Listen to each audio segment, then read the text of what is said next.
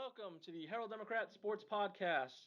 I am Jason Del Rosa, the sports editor here at the Herald Democrat, and joining me as we head out of the bye week and back to the last month of the season is Sherman head coach JD Martinez. Coach, thanks for joining us. You bet. Glad to be here. So you guys had the bye this past week. You're getting ready to make a long road trip out to Texarkana to play Texas High.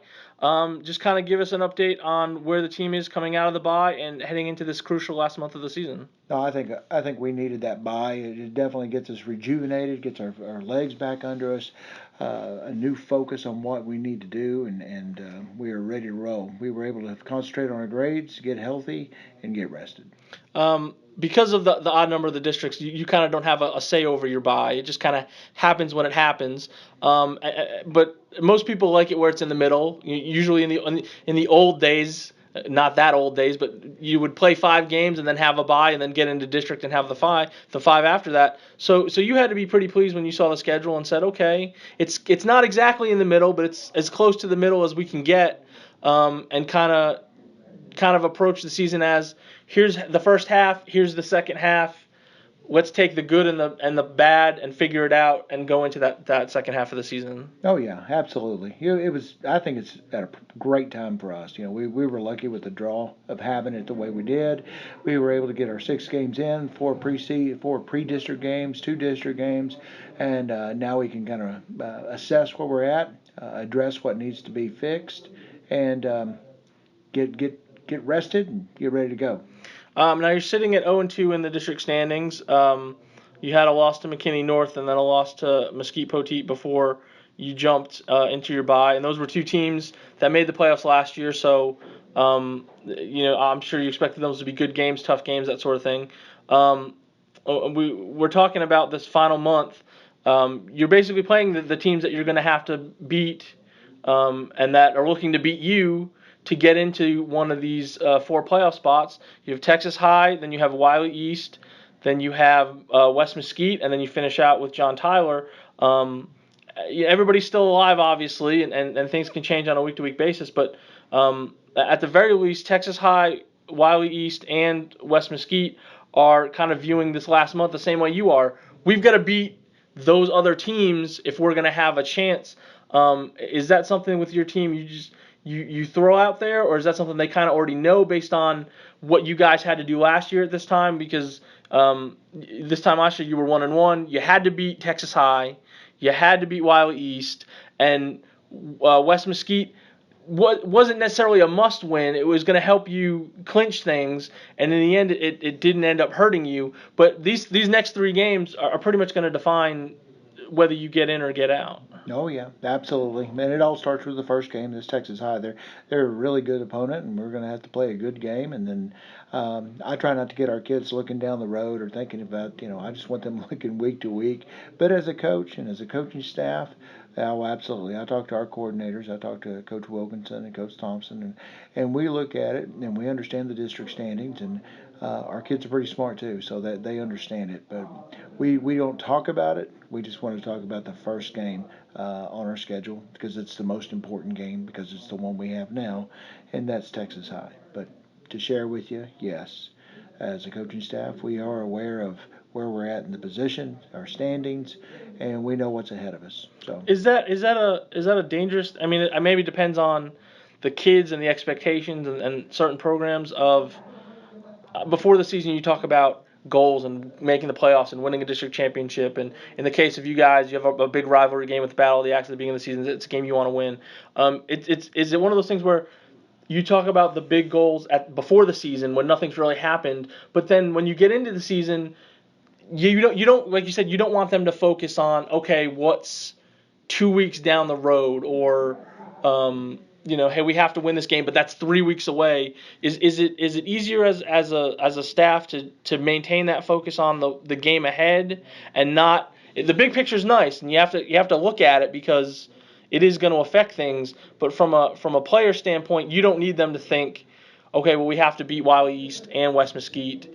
We got to beat Texas High, because if we don't beat Texas High, those other ones are probably not going to matter. Exactly. So that's why we really only as a staff, and the main focus is on Texas High, and that's the only focus for the week. And we preach that with our kids because it is what's important now. Win what's important now, and the main focus is beating the Texas High Tigers and going through there, making sure we practice really good and be crisp, be sharp. And the word of the week for us is integrity. So um, we're concentrating on still doing our character lessons, and we want to take it just one day at a time. We mentioned obviously you're coming off the bye week. Are you a coach who treats a bye week differently depending on how the season is going from year to year? Um, do you kind of say, okay, here's what we did the first X games before that? We're going to focus on improving all the things that didn't go well? Do you say we don't need to focus on the good things that went well as much because we know we can do things in that area? Or does it depend on if you're 6-0 going into a bye, you treat it differently as opposed to an 0-6, or 3-3 in between?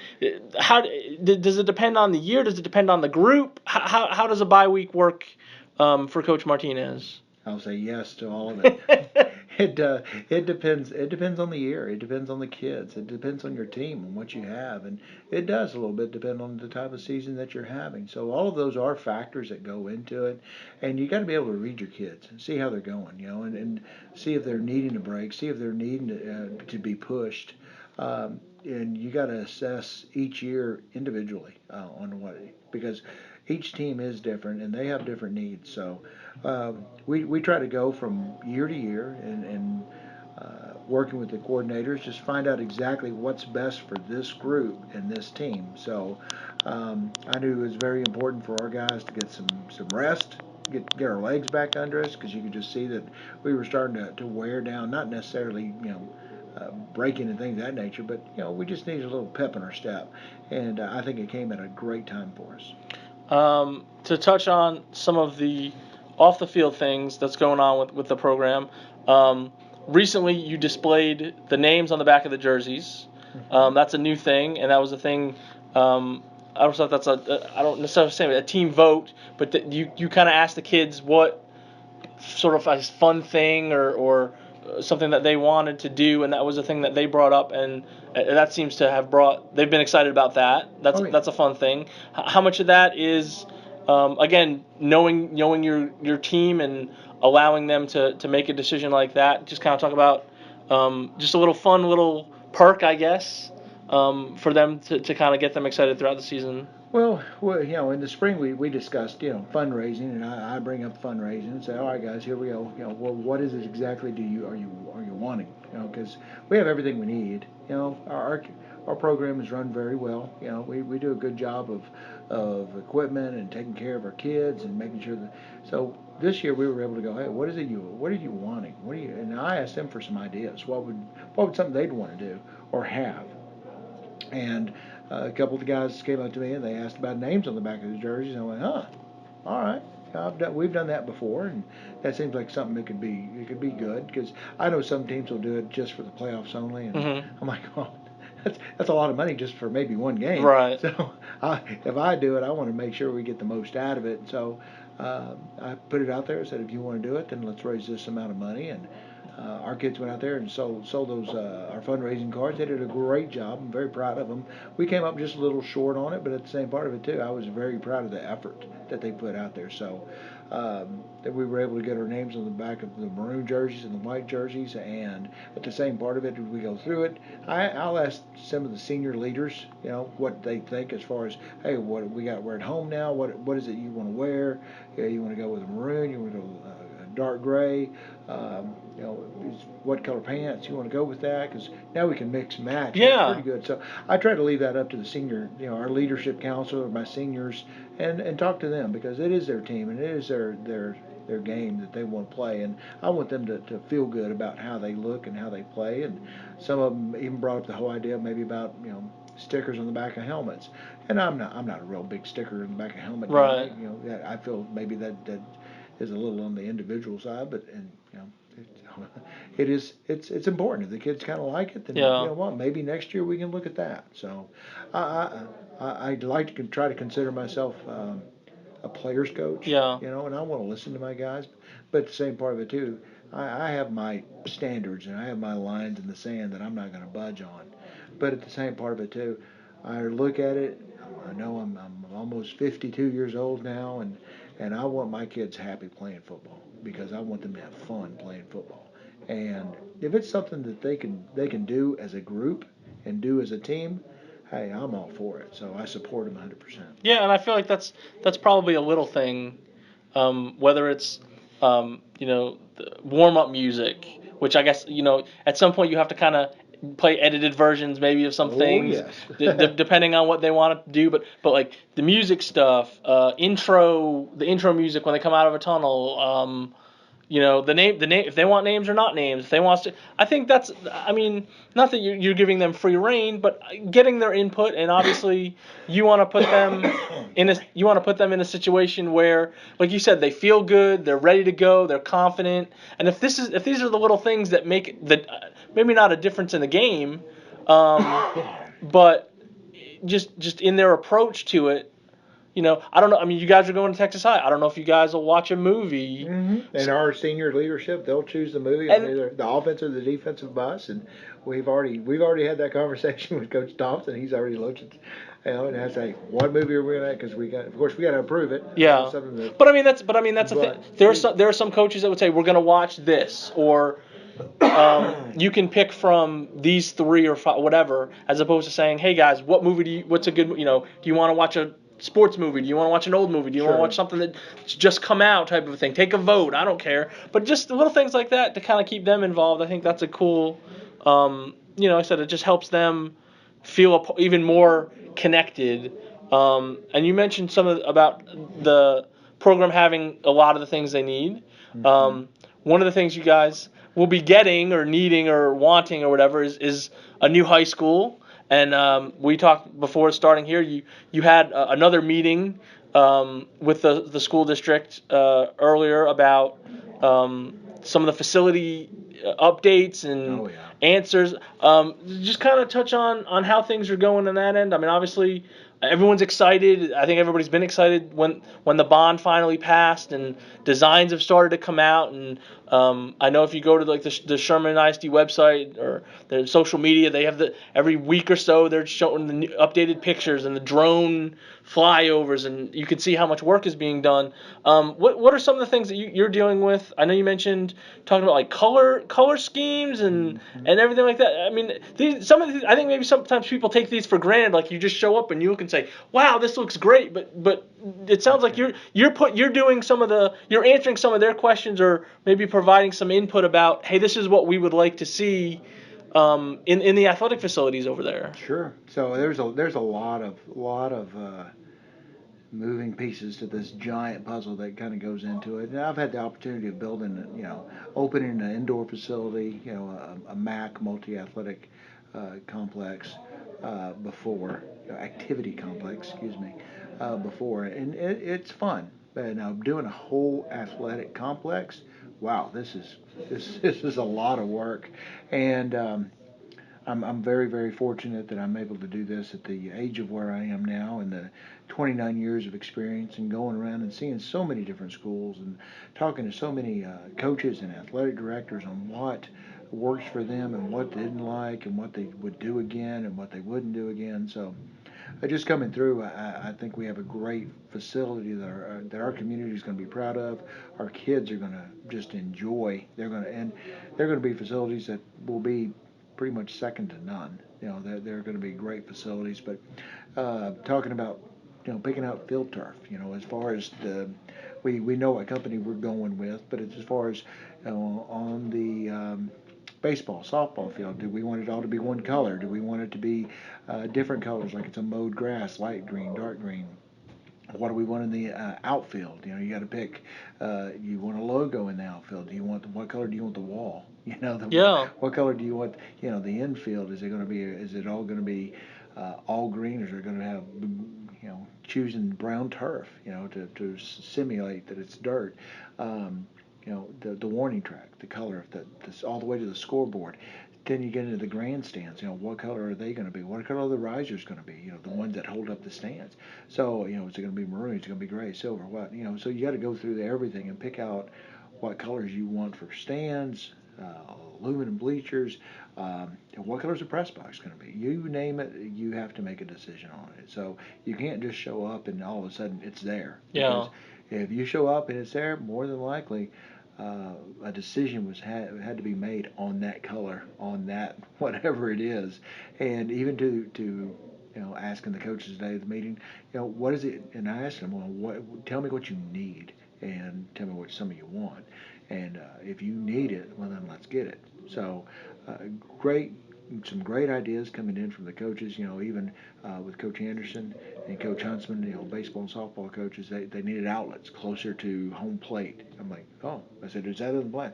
It wasn't in the plans. So that's why you have to have input from the coaches to be able to know, because they need pitching machines out there. They need all these different machines that other people may not just be thinking about. So you got to seek the input from your coaches. That way, you can get them what they need, and I think that's the biggest piece of it. You go into a track, pick out the color. You got to pick out the color of the track, and at the same part, the conduits that go with it, because you want to be able to run and have an AccuTrack. You want to have track meets.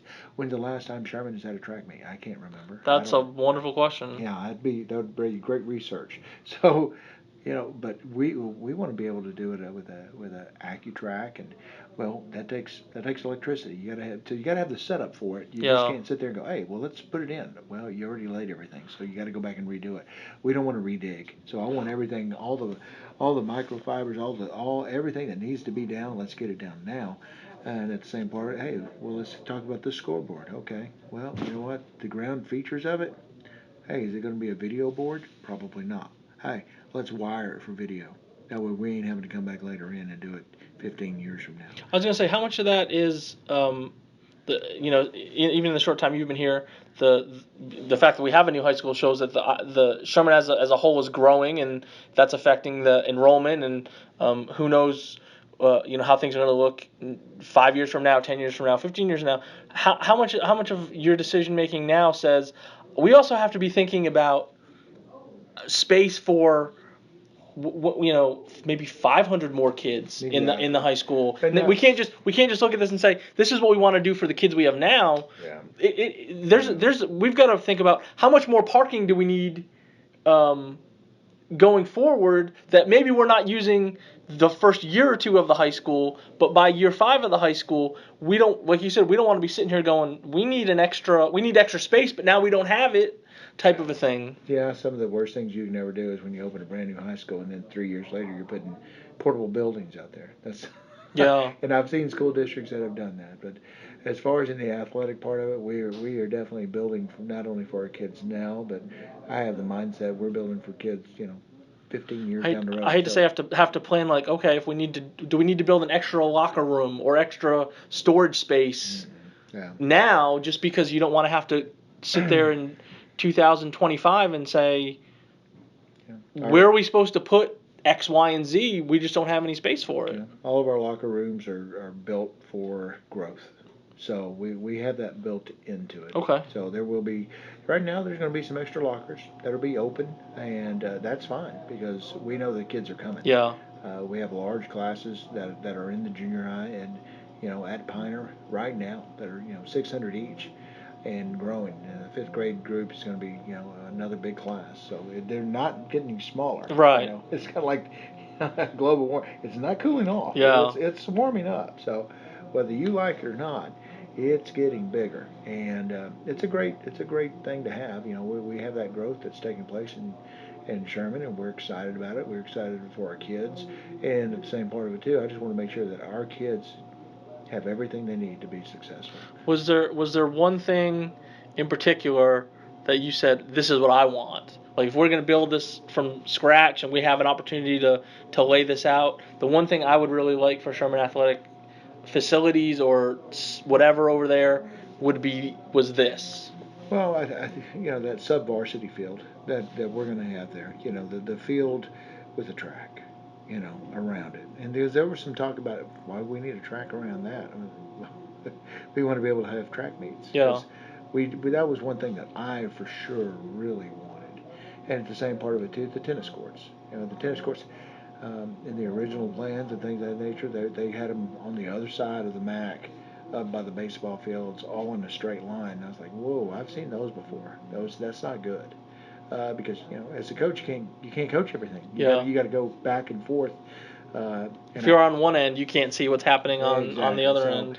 You want them in a big square, and I've seen some places, the Chisholm Trail, Saginaw Chisholm, it's amazing, it's beautiful. So seeing that complex, talking to Coach Pelcher, and discussing with him what he would like, we're able to look at those things and go from it.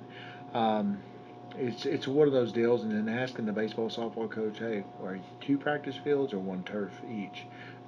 Ask them, see what they want, see what they need. And, when they both say we both would prefer turf, because you can practice anytime, you don't have to worry about the rain. 30 minutes after a rain, you can go play. Yeah. So those were things that we looked at, we discussed, and of course having an indoor is something that was a top priority for us to have as a school district for our kids. Those are all factors that a lot of decisions that were made. And I can tell you, every decision that was made was with the interest of the kids. What do our kids need, and also what can we have? What do we want? So, well, I would think like you mentioned the turf on the baseball and softball. I mean, one, it seems like everybody's going to that. Sure. So I mean that I almost feel like that's like a given. Like that's not a want. That's just part of building a new field is to make it turf type of a thing. But also it's a situation where you guys could host playoff games. Bingo. And that's something where I know when you're dealing with the weather, Veterans is a nice field and Old Settlers is a nice field, but if it rains, I know just because of the central location, we have all the local schools. Sometimes they're afraid to schedule if it looks like the weather's going to be bad, because then you don't have an option to play there. And I'm assuming that's part of the consideration there too. Is we've seen a lot of these schools around here. I don't know how much more you could make off of that, but that just as an option of, hey, we can host. You become more of an option and more attractive to being a host for playoff games from a baseball and softball standpoint, or if people on short notice, if they were scheduled for a field that got rained out, hey, we can take you, come see what we got going over here. So I think that's probably all of those puzzle pieces that you were talking about to try to make everybody happy and have the good facilities. Sure. And when it came to the part about turf for our kids, in the baseball and softball, it was a decision that was made with, again, it was just the best interest for our Sherman kids, because the one thing you can't get back is practice time. You can't get it back. Once you lose it, you lose it. So. Now, with the practice football fields, we're talking turf on those as well. Well, like soccer be using those and all that sort of. Because obviously in the 2 months from now, if it's and hopefully there's no snow, but yeah, if you have a bad spurt of weather, if you can't practice, you can't go outside. Mm-hmm. But I would imagine all these things are regardless of weather, you get that opportunity. Sure. It's last year we had to go to Munson 4 or 5 times. We had to go there to practice because we just didn't have any turf here in Sherman, so we had to go practice at Munson. And thank goodness they were so courteous and helped us out, helped us do what we needed to do to be successful. Now with what we're about to have, we won't have those issues anymore. Right. We have lightning or anything along those lines. We're still going to be able to go move in and practice. There's sometimes that we get lightning now. We have to stop. We have to go in our little, 20 by 20 room and try to get some type of workout in place. Now that we won't miss a beat, and our kids won't miss a beat, whether if it rains in baseball, softball season like it does, those guys will be able to go in that 85-yard indoor, drop down the curtain. We got dots laid out for baseball and softball on both corners, 4 drop down cages. I mean, it's amazing. That sounds like it's going to be, and everything right now I know it's on schedule. Mm-hmm. Hopefully there won't be any that's the delays hope. on that. That's the hope. That's what we want. So we're ready. I'm excited.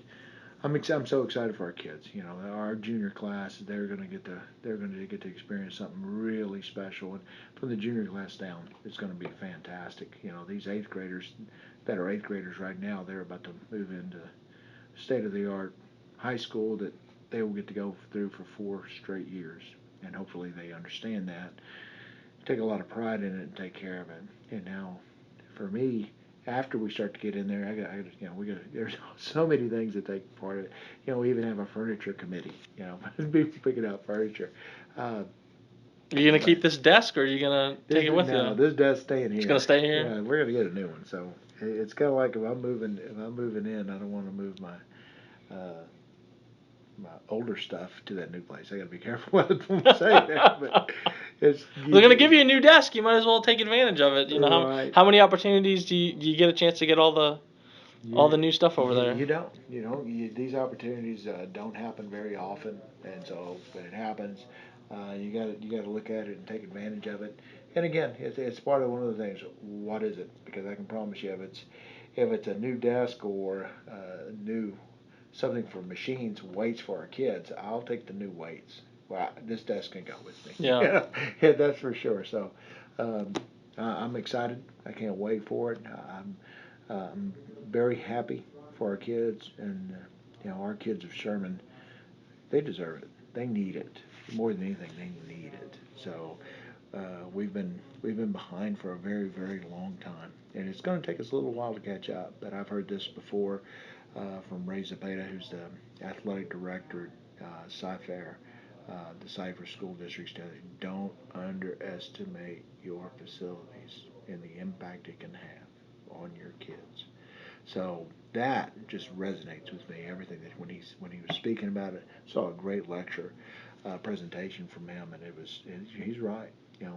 Facilities can make a big difference. Well, I know everybody's going to be looking forward to when all that stuff opens less than a year from now, which, I mean, the countdown will be on. It'll be almost a couple more months will be in 2020, and people will be probably counting down the days. Have to make sure our coaches keep their offices clean, that's for sure. I'm going to have to do a really good job, too, of keeping my office clean. So we're ready for it. We're excited about moving in. We're excited about our kids getting there. And, I gotta start looking at some funds, because I don't want to move in there with blank walls. I got to make sure that things are up and it looks good. And we got Bearcats and, the Sherman Paul and Sherman S everywhere that we need to have it. Motivational quotes up there for the kids. That way they walk into it and they're ready to roll. Well, it'll be interesting to see how the final plans come out over there. Coach Martinez, thank you for joining me this week, and good luck the rest of the way. All right, appreciate it. Thank you. And now let's take a look back at Week 7 and look ahead to what Week 8 has in store. The first game on the schedule in District 7-5A Division 1, we have a key playoff matchup as Sherman takes a long road trip out to Texarkana to take on Texas High. Both of these teams are in desperate need of a win to stay in the race. Sherman is 3-3 and 0-2 coming off of its bye week, while Texas High is sitting at 3-4, 0-3 in district after they lost last week 55-10 against Mesquite Poteet. Sherman has never lost to Texas High, so that's always a good thing. Although last year's game was very close, it was 27-21. Sherman was able to pull that out at home. And this is, like I said, this is a game that is key for both teams. If Texas High loses, they're essentially out of the race. At 0-4, it'd be really hard for them to get one of those 4 spots. Sherman's path to the playoffs is kind of easy to see. They have to beat Texas High, they have to beat Wiley East, and they would have to beat West Mesquite. They do have John Tyler, but John Tyler's sitting at 3-0. So if they were to beat John Tyler, they would potentially lose a tiebreaker, either to like Poteet or West Mesquite, somebody like that. So basically, those are the wins that Sherman has to get starting this week against Texas High. The big thing with the Bearcats in district play is the first halves have been good, the second halves have not. So hopefully they put together a complete game that everyone's going to want to see on Friday night. get in the win column, get some momentum going into these the last month of the season to make a playoff push. So that way, that last game of the season hopefully may not mean anything because it's against John Tyler. If they take care of business these next 3 weeks, they'll have a very good shot there. In District 7-5A Division 2, Denison also takes a road trip. Not as long as they head over to Frisco, and they will take on the Frisco Raccoons in Toyota Stadium. This is a matchup of first place against second place. Frisco is sitting at 7-0 and 5-0 in district play, while Denison has a 4-2 record and a 3-1 district mark after they're coming off their bye last week. Frisco is coming off a 38-7 win against Lake Dallas. Now this was a game last year that Denison won 56-20, and it was really not that close. It was 42-6 late in the third quarter. But Frisco is obviously playing better. The margins of victory are pretty good. So it'll be interesting to see. And they're the only undefeated team in the district standings. And it's a crowded top of the district standings in 7-5A Division 2 as we enter the last month. So Frisco's at 5-0. Denison, Lovejoy, and Denton Braswell are all 3-1, while Frisco Reedy is 3-2. And Princeton is 2-2. Everybody else in the district has 4 losses. So basically, you're looking at those 6 schools going into the final month looking at 4 spots. And Denison not only plays Frisco, so they're playing the first place team, but they also have to play Lovejoy and Braswell, the 2 teams that are tied. They also have Frisco Memorial, who's in last place. So you kind of throw that one out in terms of seeding or tiebreakers, that sort of thing. Kind of the same road as Sherman. If Denison wins the three big games against the 3 big opponents, they'll probably get the top seed. And if you win 2 of them, you're almost definitely going to the playoffs. But there's going to be a lot of key matchups for Denison. Everyone's going to be rooting for everybody else coming up.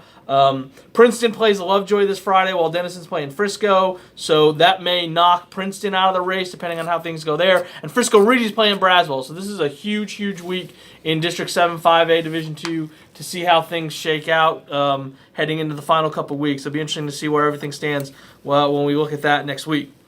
Another key game on the schedule, we'll get a lot of those this week. In District 4-3A Division 1, Brock is at Whitesboro.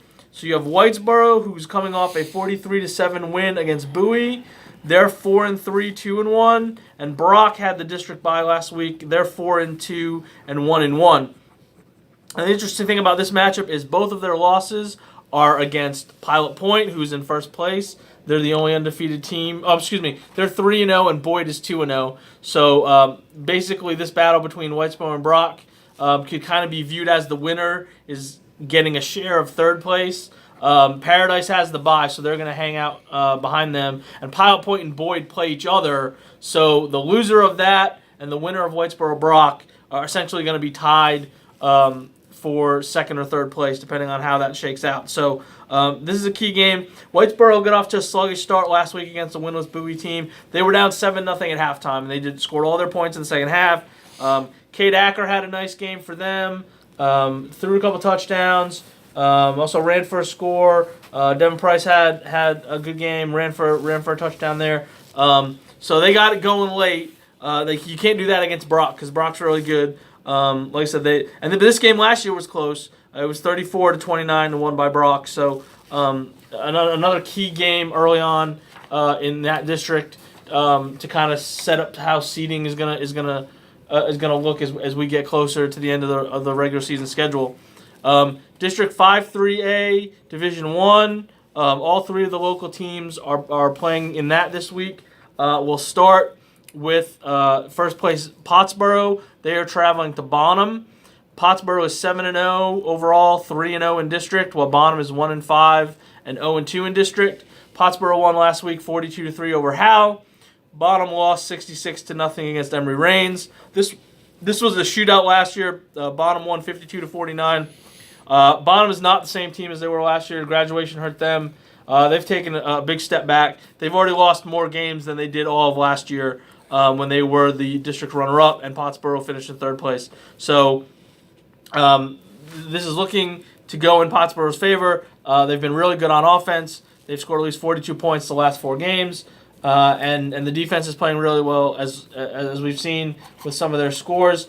And in the game last week, like we said, it's 42-3. Well, it was 42-3 at halftime. So it was a game where they didn't necessarily have to do a whole heck of a lot in the second half. Cy Shope finished with 12 carries for 125 yards and a couple of touchdowns. He also threw a touchdown pass to Titus Lyons, who had 3 catches for 61 yards and the score. And then Braden Plyler ran 6 times for 74 yards and a touchdown. Also threw 35 yards in some limited throws there. So Pottsboro is going to look to stay undefeated. Like I said, they're the only undefeated team. They could clinch a playoff spot with a win and a Lone Oak loss to Howe, and that will be our next game. Lone Oak is at Howe. Howe is coming off their loss to Pottsboro. Lone Oak is coming off a 36-0 loss to Van Alstyne. Howe is 2-5 and 1-2 in district. Lone Oak is 1-5 and 0-2, and they have a coaching change because their head coach Vince Taylor, who was hired in late June, he stepped down on Saturday. So they have a coaching change there. So things are kind of in flux in Lone Oak. They haven't been playing well at all.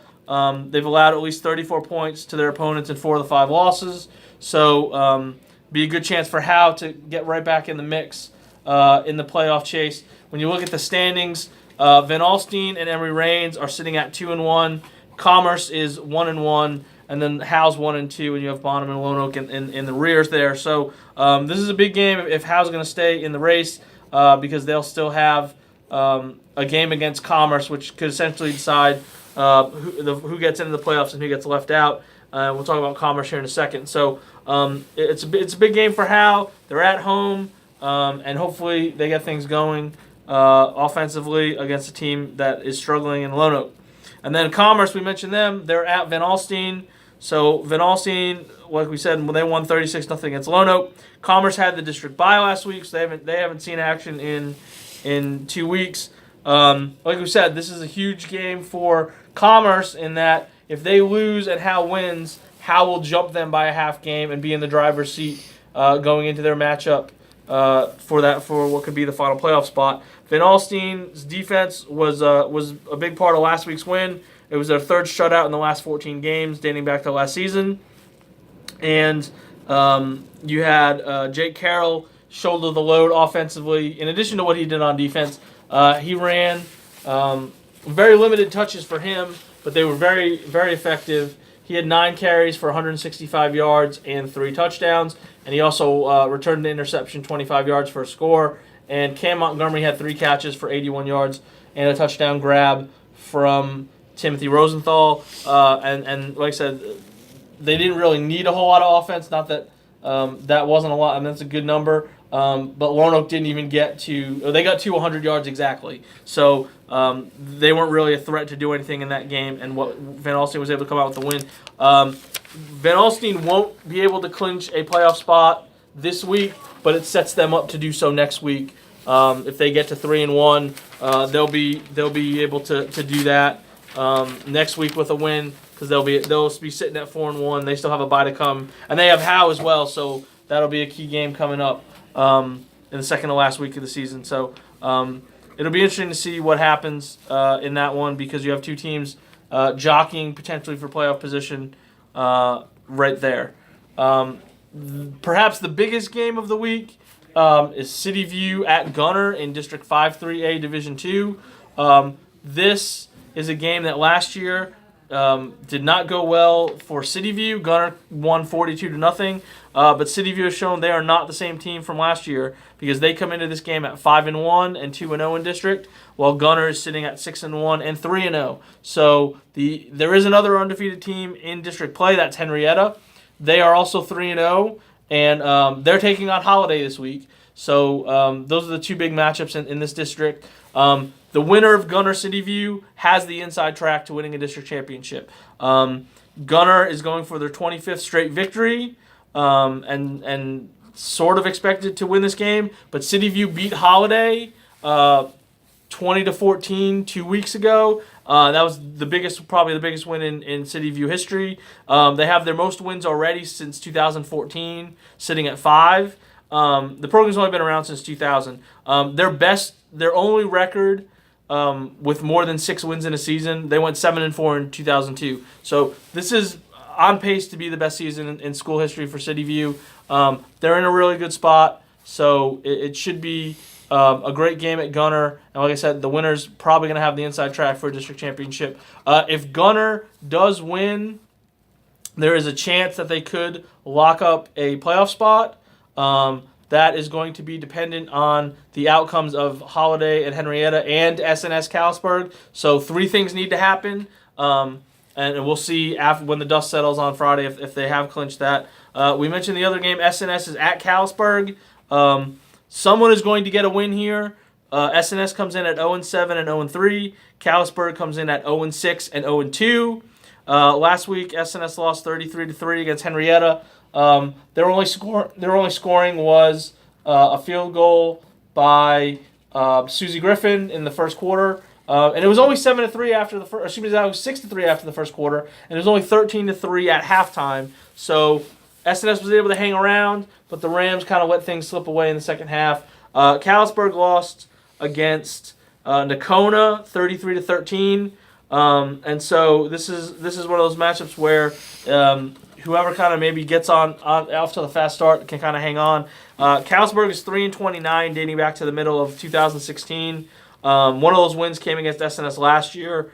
SNS has only scored in single digits each of the past 4 games, so they're kind of scuffling on offense. They need to kind of get going there. And if SNS does lose, that would be their 19th straight loss, and that would be the second longest losing streak in history. They're tied with one right now from 2010 to 2011, and the longest one in school history was a 30-game stretch from 1967 to 70. We keep talking about that every week, and hopefully this is the week the Rams can get rid of that moniker, get a win, and maybe kind of sneak into the race here if they're able to pull this off. Maybe make things have a good positive end to their season for sure. In District 9 3A, we have Bells hosting Parish Chisholm. This is a big game for Bells because there are only 2 undefeated teams left in the district, and they are one of them. They are 3-3 and 2-0 overall after their 49-12 victory against Prairieland last week. Chisholm is coming off a 62-21 loss against Leonard. So Bells and Blue Ridge are those only undefeated teams. They're both 2-0. They have a matchup coming up, so that would more or less give the winner the inside track to the driver's seat. Cooper is right behind them at 2-1, but everybody else in the district standings already has 2 losses. So it's basically a 3-team race for the top spot. Cooper is the defending champion, but Blue Ridge knocked them off last week 20-6. So if Blue Ridge comes away with the win over Bells in their matchup, that'll give them probably the top seed for the playoffs. Bells still has to play Cooper, so there's kind of a real round-robin thing going here in the next couple of weeks. It'll be interesting to see what happens there. In the win over Prairieland last week, Wrangler Priest had 15 carries for 211 yards and 2 touchdowns. Bo Baker had 10 carries for 58 yards and a touchdown. He also caught a 72-yard touchdown pass from Blake Rowland. Rowland connected with Tanner Carter for a touchdown pass, and he also ran for a score. So that was a game that was 28-12 at halftime, and Bells was able to pull away in the second half, stay undefeated in district. The other game in 9-3A Division II is Whitewright traveling to Cooper. Whitewright is coming off of their bye. And like we mentioned, Cooper lost to Blue Ridge last week 20-6. Cooper's 3-4, 2-1. Whitewright is 3-3 and 0-2. Cooper won this matchup last year 50-0. So Whitewright's going to have their work cut out for them. Although Whitewright is still in the situation that they were in last year. After this game, they are probably going to be facing 3 teams that if they were to win against those 3, they would have a chance to remain in the playoff hunt. So we'll see what happens there with Whitewright. Obviously, they've already won more games than last year. If they do get a win, at least one win in the next 4 weeks, that would be as many wins as they had in the last 2 seasons combined if they get to 4 wins after back-to-back two-win seasons. So the progress is being made there. It's kind of slowing down after a good start. But this is a competitive district, and they were able to pick up 2 wins late last year to have a chance to make the playoffs, that it could be the same situation there for the Tigers as well. So we'll see what happens. In District 5-2A, Division 1, we have an all-local matchup as Collinsville is playing Tom Bean. This game is at Tom Bean this year because last year it was supposed to be in Collinsville, but bad weather had them flip-flop. So they had to go to Collinsville last year instead of playing at Tom Bean.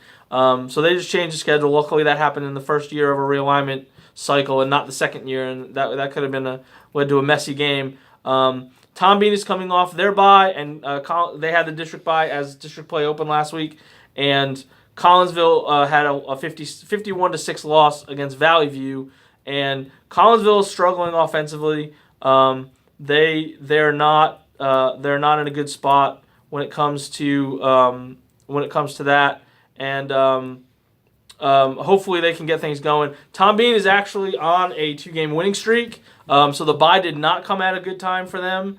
They were on a little bit of a roll, and then they had to take a break. So it's going to be interesting to see what happens after the first week of district play in that district. We said Valley View beat Collinsville, and Trenton beat Celeste. So Collinsville and Celeste are 0-1. Valley View and Trenton are 1-0. And Valley View plays Celeste this week. So it's going to be an interesting deal. Tom Bean's trying to win the district opener for the third time in the last 4 seasons. So they've done well in district openers, and they'll look to keep that going. Last year's game, Collinsville won 48-26. So that was the one that Tom Bean was unable to win their district openers in that stretch. So we'll see what happens there. And the last game on the schedule this week is the district opener for both Tioga and Era. The Bulldogs go to Era for this district game. Both did not play last week. They had byes while Munster played Cumbie. And that was a game where Munster won that game 23-6. So Munster's sitting at 1-0, and Cumbie's at 0-1 in district play. This, like we've mentioned in this district, everybody is in the playoffs. So this is a big seeding game because there's only 3 games left for either team. So whoever wins this is probably at least going to finish third. And then the winner also has a chance to knock off Cumbie, maybe get second, and then battle Munster for the district championship down the road. Era has allowed at least 34 points in every game. They're 0-6, and they've lost every game by at least 22 points. So Tioga, the issue with them, they're sitting at 2-4, which is more wins than they had all last year, but they're banged up. They've had to make some position changes. They've had to move some guys around.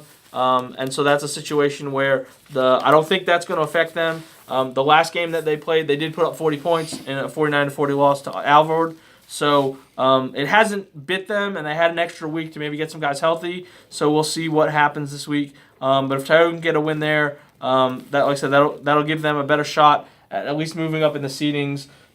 They were the 4th place team last year in the playoffs, and you get a better draw if you can at least get third, maybe second, depending on how things shake out. So that's what's on tap for Week 8. We'll really start getting into the playoff weeds and who can clinch and who's eliminated and all that stuff. Probably starting next week when we get down to 3 games left. Some of these smaller districts will be able to start locking in some people. So we'll see what happens. Hope you enjoyed the interview with Coach Martinez, and hope you enjoyed the interview with Coach Rogers. If you didn't check that out in last week, be sure to do that. And enjoy the games this week, and we'll talk to you next week.